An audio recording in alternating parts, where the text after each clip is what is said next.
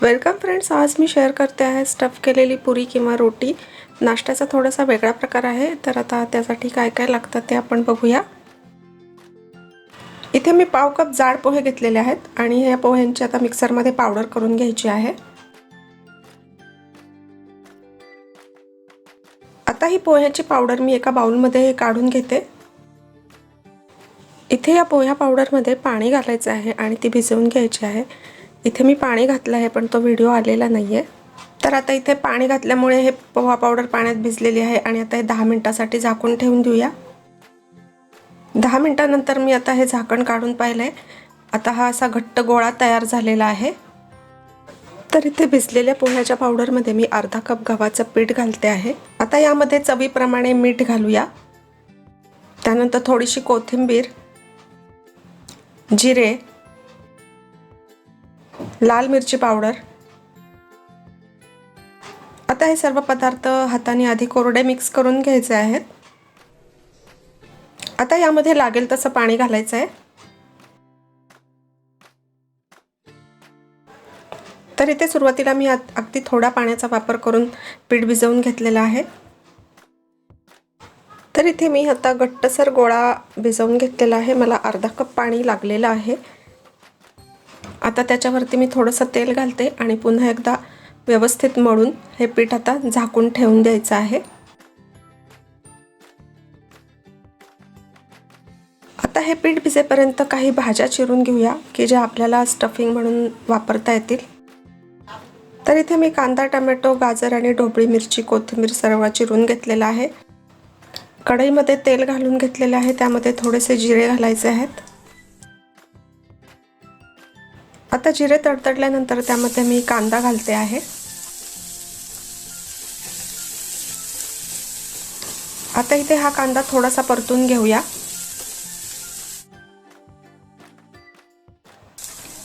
पाच मिनिटांनंतर आता मी त्यामध्ये टोमॅटो घालते।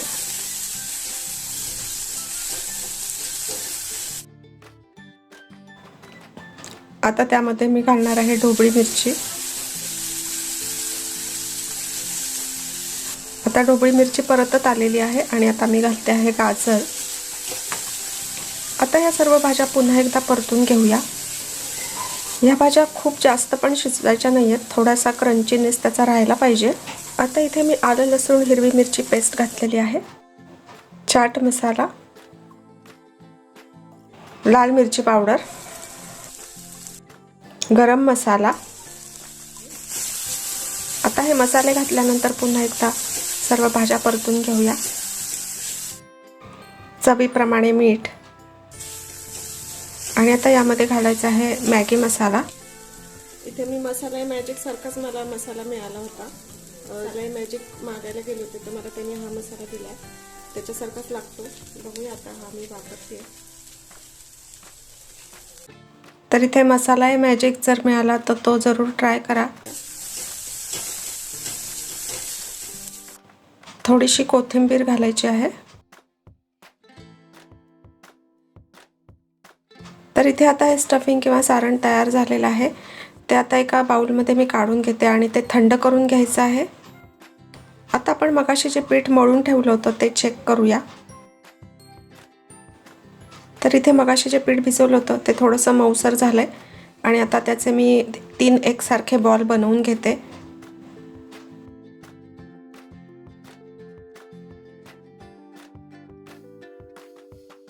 आता यातला एक बॉल घ्यायचा आहे आणि त्याला मी थोडंसं तेल लावून घेतलंय आणि पोळीप्रमाणेच त्याची पोळी लाटायची आहे। तर इथे मी छोटीशी पोळी लाटलेली आहे। तुम्ही जर मोठा गोळा घेतला आणि मोठी पोळी लाटली तरी पण चालेल।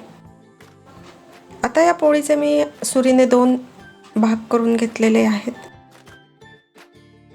आता या कट केलेल्या साइडच्या भागावरती पाणी लावून घ्यायचं आहे। याचप्रमाणे दुसरा जो अर्धा भाग केला आहे त्याच्या पण कडेला पाणी लावून घेऊया। आता या कट केलेल्या भागावरती जे मगाशी स्टफिंग बनवलं आहे ते चमच्याने घालूया। तर त्याचप्रमाणे आता दुसरा कट केलेल्या भागावरती पण मी हे स्टफिंग घालते आहे। आता आता सारण भरलेल्या भागावरती उरलेला अर्धा भाग फोल्ड करून घ्यायचा आहे आणि त्याच्या साईडच्या ज्या कडा आहेत त्या व्यवस्थित हाताने चांगल्या दाबून प्रेस करून घ्यायच्या आहेत, म्हणजे की ते तेलामध्ये तळताना सुटणार नाही. तर इथे आता या दोन्ही रोट्या मी फोल्ड करून घेतल्या आहेत आणि त्या चांगल्या हाताने दाबून घेतलेल्या आहेत. त्या आता एका प्लेटमध्ये मी काढून घेते आणि आता मी दुसरी रोटी बनवायला घेतली आहे ती याच पद्धतीने. तर इथे रोटीचे 2 भाग केले आहेत. दोन्ही भागांच्या कडांना व्यवस्थित पाण्याचा हात लावून घ्यायचा आहे आणि आता पुन्हा हे स्टफिंग भरून घ्यायचं आहे. आता कट केलेली रोटी स्टफ केलेल्या भागावरती फोल्ड करून त्याच्या कडा चांगल्या दाबून घेऊया आणि आता हे असे तयार झालेले आपल्या नाश्ता जो आहे तो एका प्लेटमध्ये मी ठेवून देते.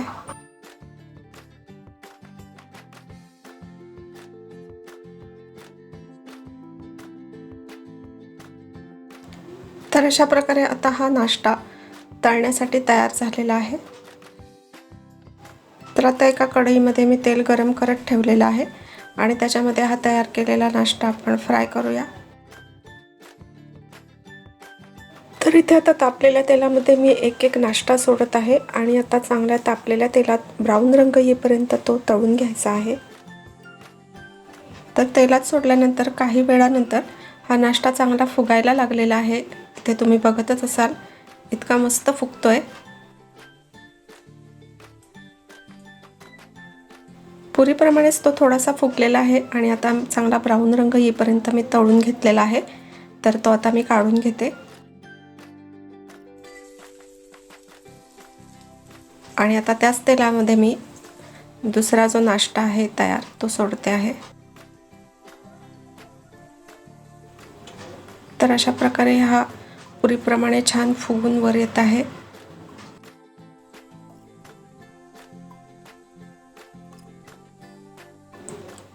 किती मस्त फुगलेला आहे आणि आता हा असा फुगलेला नाश्ता गरम गरम जर खाल्ला ना तर इतका चविष्ट लागतो.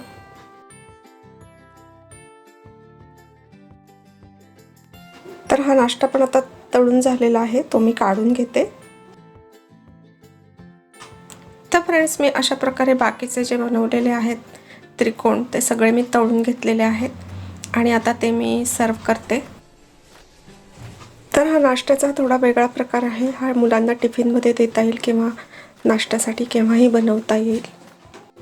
हा नाश्ता बनवताना त्यामध्ये आपण पोह्याचा वापर केल्यामुळे वरची पारी जी आहे ती अतिशय खुसखुशीत बनते आणि आतलं सारणसुद्धा खूप छान असं मस्त मसालेदार लागतं आणि दोन्ही कॉम्बिनेशन खूप टेस्टी लागतं. तर असं गव्हाचं पीठ आणि वेगवेगळ्या भाज्या घालून बनवलेला हा नाश्ता तुम्ही नक्की ट्राय करा आणि मला कमेंट करून सांगा.